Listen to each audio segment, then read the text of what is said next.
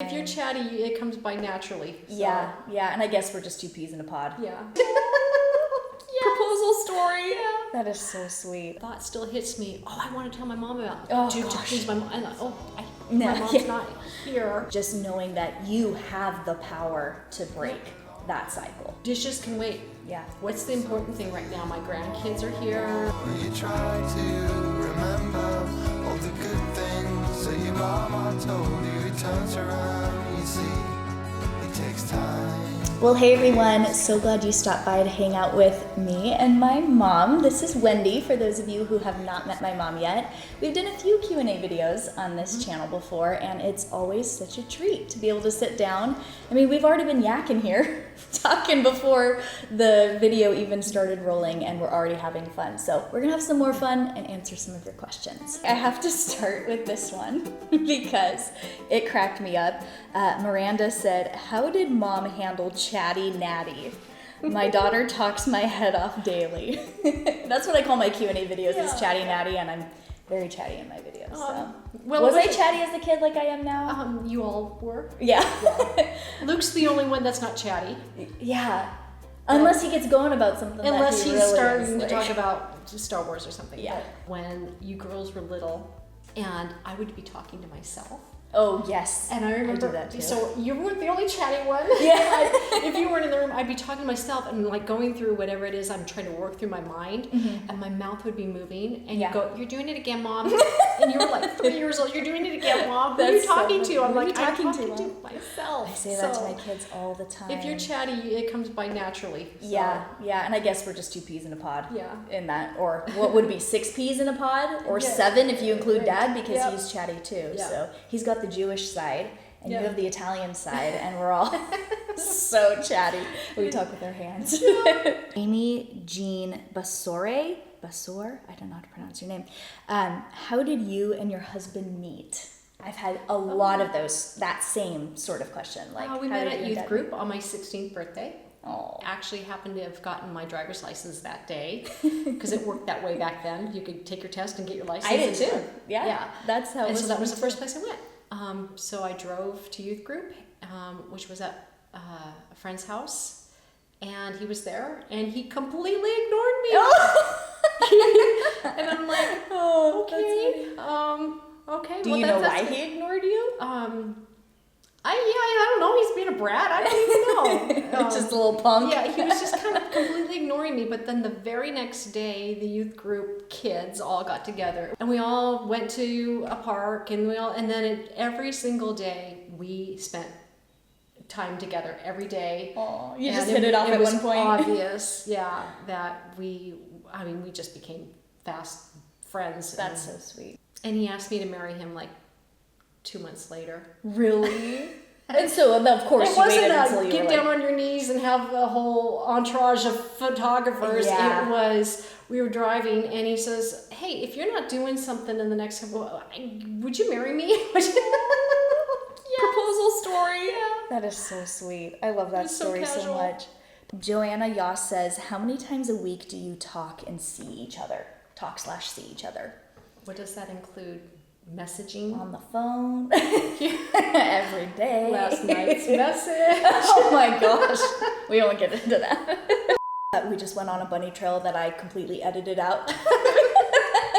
But to answer the question, What was the question? How often do we see each other or talk to each other? So we message every day, at least. Talk on the phone every other day, probably. And then we see each other once a week, maybe every 10 days or so. And then like in the summertime when we're like multiple times a week, I'll bring the kids over. I feel like it used to be more back when my kids were littler because you had less grandkids, and now your attention is more divided, which is totally understandable.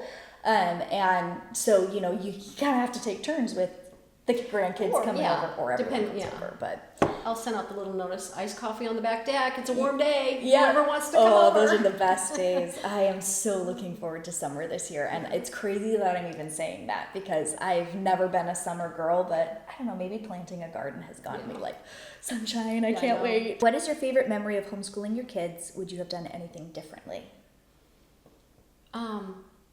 I truly don't think I'd do anything different. I loved it. I don't think I would want you to. I mean, as the student, I can't think of anything.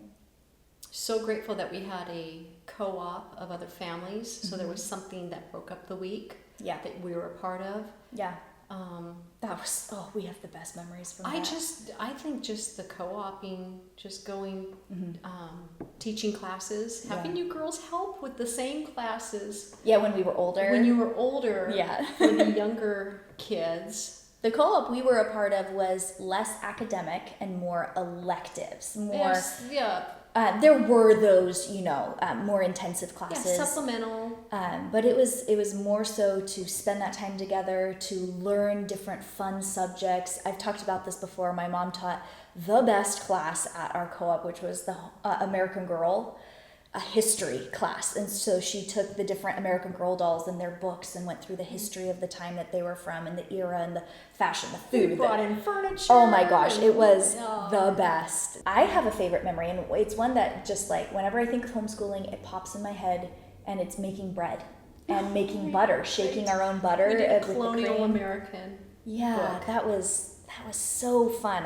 We actually have pictures of Sarah and me because we're closest in age, and so we would always pretty much learn at the same grade level except for a couple of things. But for those like collective activities, we were like throwing the bread down. Yeah, eating the bread on the counter. Yeah. I'm so glad I that was took so pictures fun. of that. Let's see. Advice on how to start chickens in the backyard. Do you think you could give some advice for that? Because Okay. we're about ready to do that.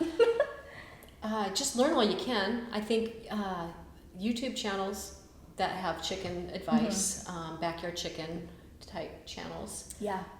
If you are part of like a Facebook, there are groups. I know we have a local group that does poultry. Oh, So that's cool. you'll get people say, hey, what's this or what's that or what can I do about this or For anything that you're starting out, just learning everything that you can, even stuff that's not applicable.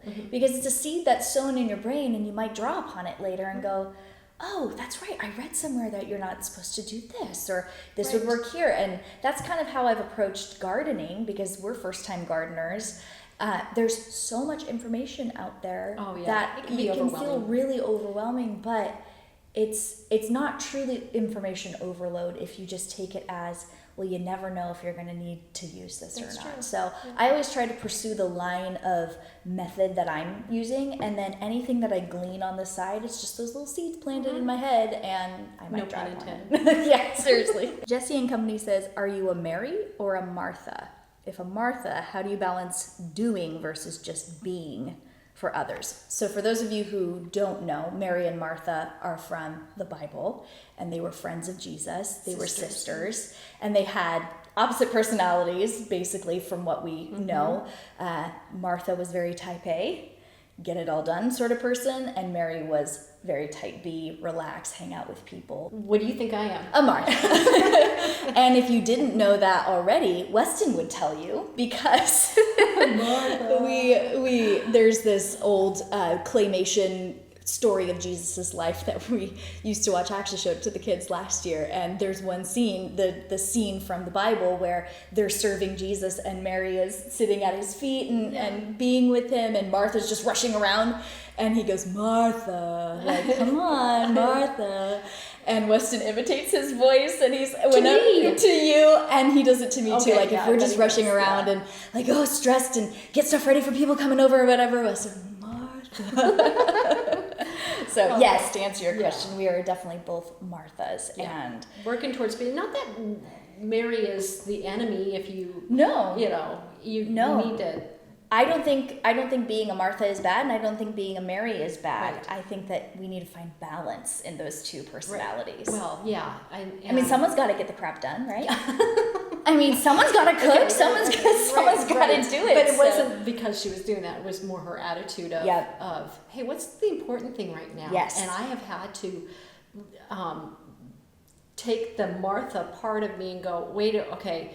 Yes, you're right. Someone has to serve. Someone has to get it cooked. Someone has to get it all done. But when you're having to make a decision on what's the important thing at this point, sitting at Jesus' feet and being with her Lord at that point, because he's not going to be with them always. And so that was the important thing. And I have had to tell myself with hosting, dishes can wait. Yeah. What's the important thing right now? My grandkids are here, or my You can do dishes every day of your life. It's like I'm serving more by being with than the physical serving.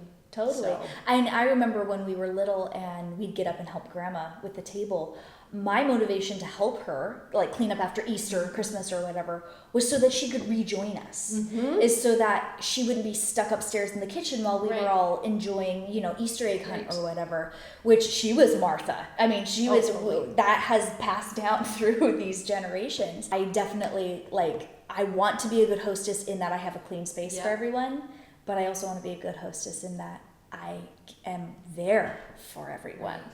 So it's definitely a balance, and I think it just makes your guests feel that much more comfortable knowing that you're not stressed about getting the dishes off the counter and into the dishwasher right off the bat. It's one thing to scrape them and stack them. Yeah. It's another thing to go through I'm getting it all back together. Yeah. No, totally. I'd rather be, have a messy kitchen, or even, I think if you are the type that would feel like the Martha and I have to get this cleaned up, or like how Grandma was, ask for help. Right. Because many hands make light work. So you could say, hey kids, help me bring this up, or hey Weston, can you, and actually Weston has jumped in, and he usually is he's always the one that's clean up and do the dishes. In fact, my and mom stuff. has made that point when you guys would come over and he'd grill, and she's like, look at him, he's taking care of the the raw meat platter or the whatever, and he'd be disappearing and go start cleaning up I remember my so mom, that us ladies can spend just time together. Always appreciated that about Weston. Yeah, and I do too. Since we're on the subject of moms and relationships with moms, Noisy Girl, I think that's how you pronounce it. She says nosy, like she's being Noisy. I think it's a last name. I don't know. Would you, if you're watching this video, would you let us know what your username means? How would you encourage young moms with less than healthy relationships with their own mom? I haven't really had a less than healthy relationship with you. So I want to answer this question because I feel like that there is something in our family's history that can definitely be an encouragement. But when it comes to our relationship, we've had, tough times, and there's been, worse times. We're humans. Yeah. But we still have health in our relationship. Yeah. So would you like to share a bit about your experience with that? Thinking of my mom, my own mom. Grandma Judy. Yes. She was raised in an extremely dysfunctional situation with her own mother. And it was evident to everyone. Yeah. And I remember even saying to my mom later after having my own kids, just how incredibly nurturing my mother was, and loving and selfless. And yet she didn't have anyone that was an example for that to her. You ever saw the movie Mommy Dearest? And it's abusive. It's we watched that movie, and my mom was like, oh my goodness, that is literally that's so sad. So she would be that person with the less than healthy relationship. She had, less than healthy is a very mild way of putting it. Yeah. And so I guess my mom just at some point must have just decided that what she desired for her own family was not going to be what she had. Yeah. And that probably was a difficult thing to raise a family and not want to have your goals laid upon your children, and now all of a sudden your children are living the life you wished, and push them into stuff that, you know what I'm saying? Yeah. There's a balance where you want to do what's best for the kid and have a childhood for them that you didn't have without, I don't want to say using your child's childhood for your to somehow heal your own wounds and live vicariously to an almost toxic extent. Be that stage mom or whatever. Totally. But I think that desire for her to have a healthy relationship with her daughters, because you're one of 3 daughters that she has, and then you have a brother, was just that I don't think they had this term back then really, but it's breaking the cycle. Towards the end, when she was passing away. Yeah. And When Grandma was passing away. Yes, when my mom was passing away. This was back in December. It was at the stage where she couldn't have full-on conversations, but she would nod and agree or and I had said to her, Mom, I am so proud of you. Just just the way you have lived your life. And I said, you're the best mommy in the world, and you honestly you were the best daughter. And she said to my grandma, and she said, no one has ever said that to me before. I have never felt that way. Never heard that. That is, thank you, you know. And I just, it was just a privilege to be able to just have that last little bit of conversation with her. Yeah. And that was like probably the final 5 days of her life. Wow. When that occurred. Wow. That's and I amazing. still remember that, her saying that to me. Wow. You always want to please your parents, like whether they accept you, whether they are loving toward you or not. Like even with the most loving parents in the world that I have, I still find myself stressing about, am I making them happy? I literally just said this to your father when we were doing something. I'm like, the thought still hits me. Oh, I want to tell my mom about it. Oh, to gosh. please my mom. And my mom's not here, and that's okay. Yeah. But there's always that inside, like, oh, my mom and dad would love this, or I wish they were here so I could just tell them, you know, and kind of have them see what's happening in my life, because I respect them so much that. Yeah, that's exactly how I feel about you guys. So, gosh. Sorry. Oh, Natalie. I don't know what that is in us that makes us want to please our parents. And with my mom, she never got the, oh wow, good job. I can't even In imagine. fact, when she was going to her piano recital, she was wonderful. And everything she was so did, talented. She talented in everything, and she had this piano recital that was being televised. Oh my gosh. Which back in the 50s. Yeah. And so it was a local thing, and she was playing Malaguena. And her mother my grandma dropped her off and said, I hope you screw up. And my gosh. And, I mean, that's literally the type of abuse she had. Yeah.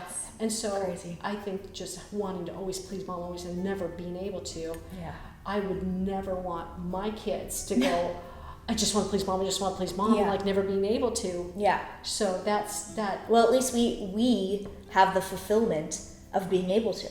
Like, you got to experience pleasing your parents. Yes. You know, like, and that's not the end all be all. Like, obviously, we're trying to please humans. I mean, ultimately, you want to be pleasing to the Lord.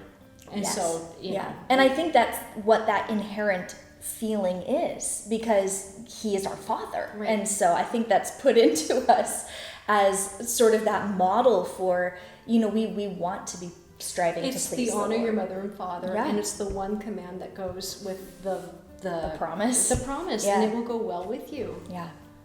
Yeah. So there's that. How to encourage someone who has a less than healthy relationship with their own mom is that just knowing that you have the power to break that cycle. Yep. And then maybe through that healing, you can start to see healing on the other end with that strained relationship. But I'm just, questions like these make me so grateful that I don't experience that. I know. Turtly Cool and Eco says, love your mom. Can she adopt me? I'm 34, but whatever. How sweet is that? Would you consider doing a homestead segment or two with Natalie? Actually, you were in a video. I think it goes up before this one when we were building our garden. I actually just edited that part when you came over and you're giving me some advice about everything. Yeah, but definitely we want to do more of that sort of thing. Someone else said, it says, welcome to the Willoughbys. I love that. Welcome to the Willoughbys. Can your mom start a gardening homestead YouTube channel, please? Would love to. Yeah, that would be great. Honestly, it's just. It's a big thing to leap into. I mean, you can start small, but knowing you, we're so similar. Like we don't really want to start something or announce something until we have more stuff put away to announce and more put together, but stay tuned, because it's definitely working on you being able to share more, whether it's through a blog or a YouTube channel or more so on your Instagram. I think actually once it gets going, it'd be easy, because there's a lot of people that if I just even post something simple, there'll be a lot of DMs going, hey, can you give me some more detail on that? And it takes a lot of time to, I wish I could just say, here's my website. Here's the blog post. Here it's all written out. Yeah, well, you know that old adage, the hardest thing to get is going. Yep.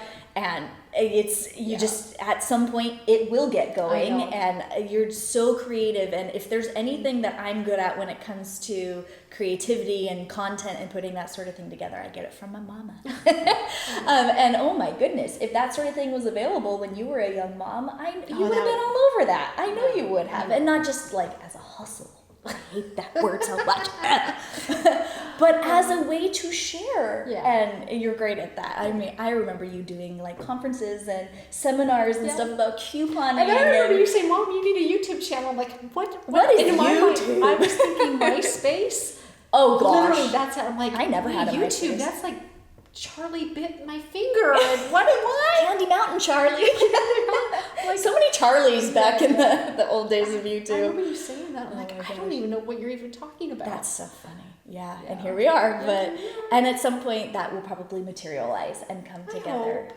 I know the last year has been just such a roller coaster for you. So I hope that as things heal and as you get into more of whatever it is that you want to do with sharing, that it will all come together. And I'm here to help. So there's that. I think we're going to end it with this one. CE Hunter 12 says, what are some ways that we can foster a love of learning for our kids? I think, what comes to my mind is my dad. He just loved information, you know, just the fun fact of this. And he would be called a nerd nowadays. Oh, totally. That's okay. No, that's great. He was called a nerd back then too, you know.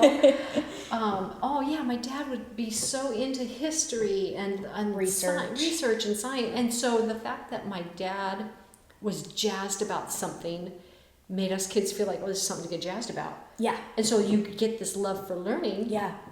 Because it's exciting.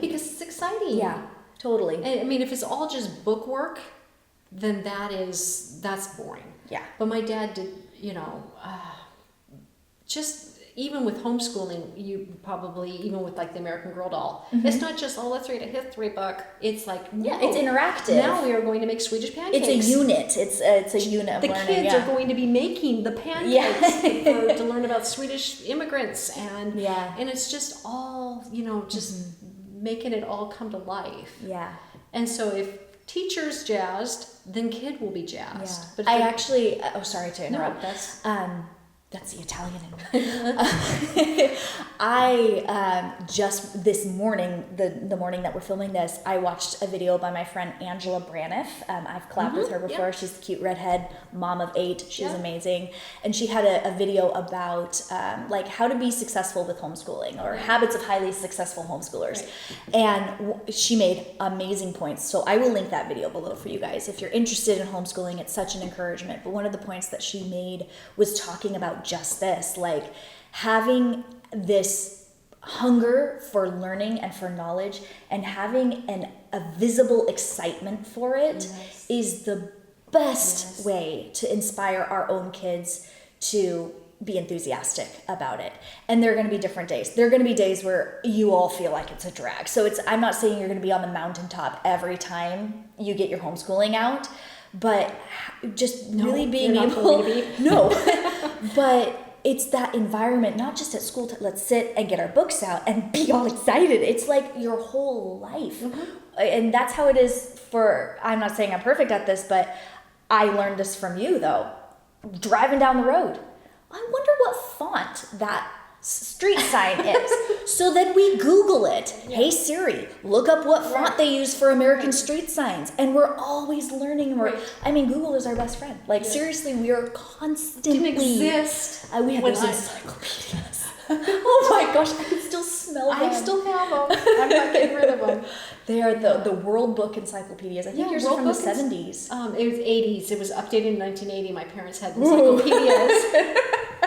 I can still smell them. It's crazy. I know, I can smell the ink. I love it. But yeah, before internet, it's like, stop the movie. I gotta find out what that means. And I'd run and I'd grab, oh Mom, I can't believe you're doing this. I remember that. And I was so used to it by the time I was a teenager. And in fact, I would be the one to, I'm gonna go grab the encyclopedia and look this up. Because even when I was a teenager, I didn't Google things on my phone because I'm 30 tomorrow. So I remember like we would stop a movie, like we always like watching old movies or historical stuff or even a documentary. We look up stuff from the encyclopedias. And I remember when Weston and I were dating, we got together when we were almost 18. So, we were older teenagers, and you stopped a movie. We were watching something, you paused it. I have to look that up. And Weston's like, what's going on? What's going on right now? Like, she's looking something. This is normal. And it's like, is that Rococo or is that Baroque? If it's not Baroque, don't fix it. Okay, so just the other night we were watching something about Vikings, and Weston gets on his phone and he starts like, what is that rune thing? And he's like looking it up, and I'm like, I knew you'd come around. But really, that sort of love for that really started with Grandpa, because he was so into researching and learning more and like building upon. And that, we're laughing here, but it's also because we're kind of giddy about learning. And it's that generational thing that's just sort of built on itself. And if you're the first person in your lineage to have those, to start doing that with your kids, what a gift you're giving to your kids by getting excited about things. And it doesn't have to be boring. No. I'm excited about physics. I'm sure there's some people really excited about physics. But I could have the wrong president. President Roosevelt's wife was the one that said to learn. Let's look it up. Or Roosevelt, the wife was saying basically you can't just have a student learn from a book. They have to, if there is a place to go, it's Roosevelt. There's a place to go to, you travel. Eleanor Roosevelt. I think she was the one Y'all should get on Google right now and tell us Eleanor if we're Roosevelt. right. Do some research. I think it's Eleanor. Was the one that said, look, if there's this place to study, go to it with your students. Yeah. Don't just check out the book. Not go just to the library. Book thing. It's you learn not just from reading about it, but from the experience of doing it. That's why I love Padilla Bay. That's why I want to take the kids. We're going there tomorrow for my birthday. I'm probably not going to vlog it. I'll probably have it on Instagram a little bit. But there's this sort of research center for marine life in our area. Geared towards kids. And it is geared towards kids. But it's still interesting. I remember when Grandpa came with us that one time, and he was like, come on, Grandpa, let's go. Like we were, making our way down, and he's just reading every little fact that was there. And it's you don't have to just book learn. No. You go experience, and that for me is the beauty of homeschooling. And Eleanor Roosevelt had it right if she was the one who said it. Go and learn, not just don't just Google. Although that is such a great resource. And I think if you could do anything different or have anything different when we were homeschooling, Google would have been such a great thing. It would have. I wouldn't have stopped the movie so many times. I would have just Googled it because that's what I do now. I'm Googling this right now. And now you have Weston doing it. So there you go. Who's that actor? Oh my gosh, we do that. I've seen him. What have I seen him somewhere? Anyway, I think we're going to call it a day with that. Thank you guys so much for the questions that you sent in and for the interest that you have in our lives. I always think it's kind of funny, like, people are that interested that they ask I think these it's lovely weird. questions. I'm like, why do you care what I think? That's so seriously. Funny. Oh, yeah. But at the same time, that's awesome. It is so awesome, and you guys are awesome. So thank you so much for hanging out with us today. Thanks for spending a little part of your day here with me on my channel. I'll link my mom's Instagram below so that you can keep up with what she's doing. She shares wonderful things over there, and then if there's any expansion to what you end up sharing down the line, you'll be the first to know if you're following her over there. So thanks so much for hanging out with us today, and we'll catch you later. We cry.